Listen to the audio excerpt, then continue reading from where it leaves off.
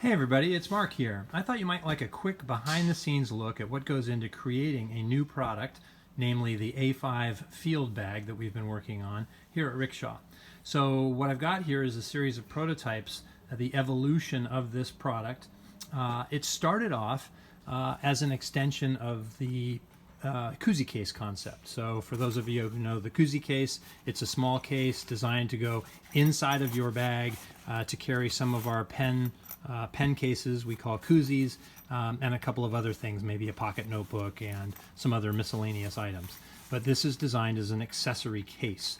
So the first idea was simply, let's scale this up to the A5 notebook size. So the first prototype was very literally a scaled up koozie case, as you can see here. But as I now saw this and held this in my hand, I realized this is really getting to the size of being a bag and not an accessory case, if you will.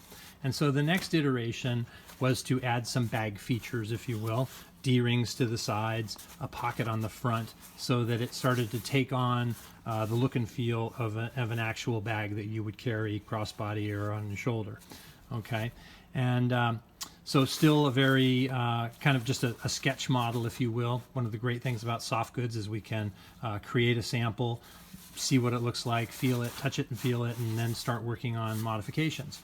So the next series of samples that you'll see here are in this neutral gray color. The reason we work in neutral gray is when we get to the final sample, we will photograph that and use it to create the assets for our customizer. So we'll overlay colors and fabric textures to this light gray model to provide all of the interactive customizer elements that you see on our website.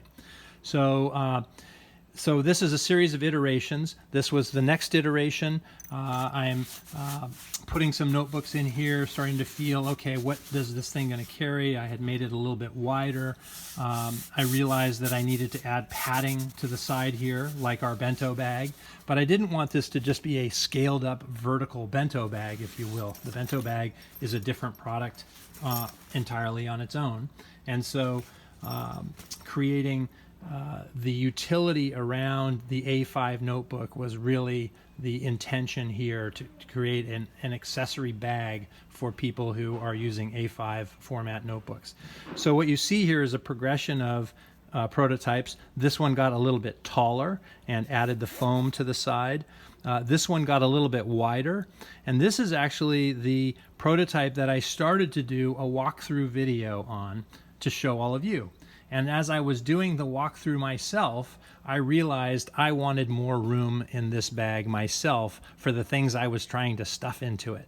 And so I did 2 more iterations where I gradually increased the thickness of the bag to the point where I thought that it had enough volume to carry what I wanted to stuff in it without feeling like I was trying to jam stuff into it unnaturally with a narrower bag, but not so wide that it became too bulky to carry. So I think we've got ourselves to a nice place here. It's about 3 inches wide and perfectly sized for A5 notebooks and art accessories that you might want to take with you on the go. We'll do a walkthrough in a different video, but I just wanted to show you kind of the progression here.